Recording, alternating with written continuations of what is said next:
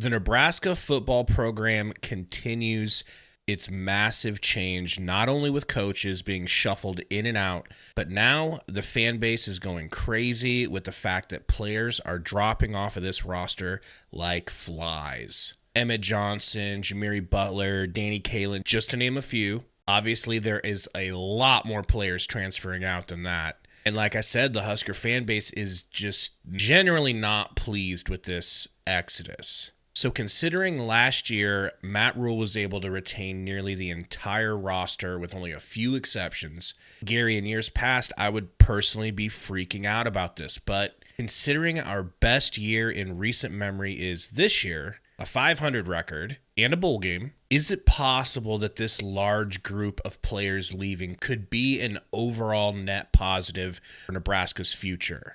One of the things we hear from people in the comments is, why can't we do it the Dion way? Why can't we do it the Signetti way? Well, this kind of feels like ripping the Band-Aid off and going for that approach. Yeah, that's exactly what I was going to compare it to, man, is, when we got dog walked by Indiana, that was one of the big things. Like, see, you can turn it around in a year. And it's like, yeah, you can if you go through the portal. I kind of changed my perspective on things as far as Matt Rule's philosophy towards the end of the season, because I kept looking at how he did years 1 and 2. And then you looked at how we were doing in years 1 and 2 and kind of somewhat similar to the same trend. But I felt like with Nebraska, he kind of tried to marry the tradition and the guys we had here because it was a better situation, so to speak, than Temple and Baylor were, where those teams were kind of, Baylor especially had all but the death penalty. I kind of honestly recently listened to Rule, think he kind of came to the same conclusion of, I probably should have ripped the Band-Aid off sooner. Like you don't tell a guy like Ty Robinson or Nash Hutmacher, like, thanks, but no thanks. You know what I mean? That's got to be really hard to do. But with the amount of seniors that are leaving, the amount of guys you had to cut down for the new roster numbers, and just the way he alluded to it during the signing day interview with Damon Benning. When he first got here, there was one transfer. You could transfer once, and unless you had a coordinator or a coach leave, you couldn't transfer again. There were some outliers with different things, but now it's every year is basically a free for all. And that's what I know a lot of people got upset with it, and that's fine. Everybody can have their opinion, but I stand by. You're going to need to treat each one of these off seasons like it's the NFL off season, and you're signing and re-signing free agents essentially, because you're going to get a lot more of this. But I also feel that there's a strong angle, and again, Rule kind of alluded to it, of I think he has in mind a handful of guys, if not more than a handful of guys, that are coming in the portal. And I think they knew who they were getting at signing day. You looked at who stayed. My only real concern with who's leaving and who has left is the experience factor. Like if you're going to rely heavily on a bunch of freshmen or second year guys that redshirted a year, that's kind of dangerous. But again, every team is losing a lot of guys to the portal, and there's teams that are losing players that are a lot better than ours. You go across the board, who's the last real NFL guy we've had on our team in the last however many years? Who's the real NFL guy that transferred out this go around? Who's most of our production come from over the last few years? Most of the time it's transfer guys. It's transfer portal guys we get. You look at Trey Palmer, for example, transferred here. He's in the NFL. I mean, since him, who is, and not to shit on these players, but it's like, I feel like we as fans get this kind of sentimental attachment to a guy who's been here for multiple years, and you kind of start to fall in love with a name. But like I used the linebackers when you and I were talking earlier as an example. Nick Heinrich, I thought was a great linebacker. Luke Reimer, I thought was a great linebacker. John Bullock's a great linebacker.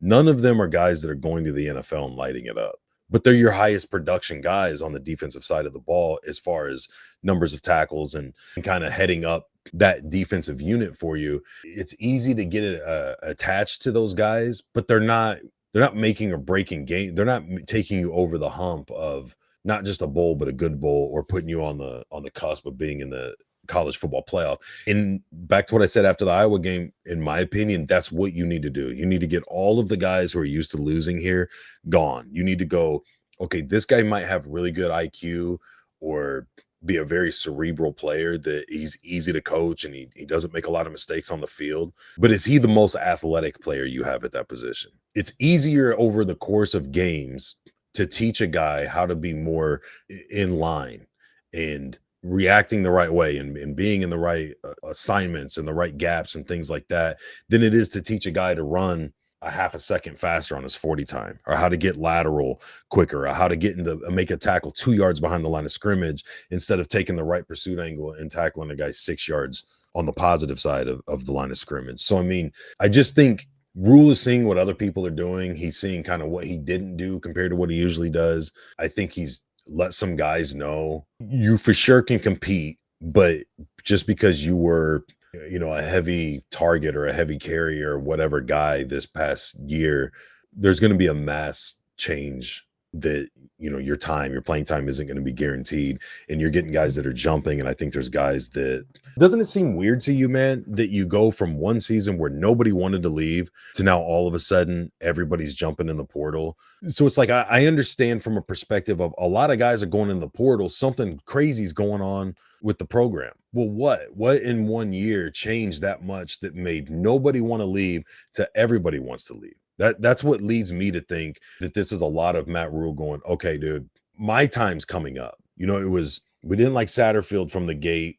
That grew steam and they wanted him gone. It started going with Foley. There was, even this year, there was times after certain games like the Indiana game, the end of the Illinois game, a couple other isolated incidences where people were like, what the hell's Tony White doing? There's not any more fall guys in front of him.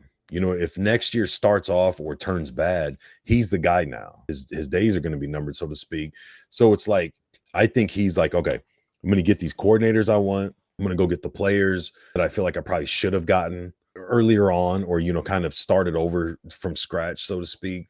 It just has more of that feel to it to me than a bunch of guys going, oh, this team sucks. I mean, this season technically was better than last season. You're 500 and you made a bowl game.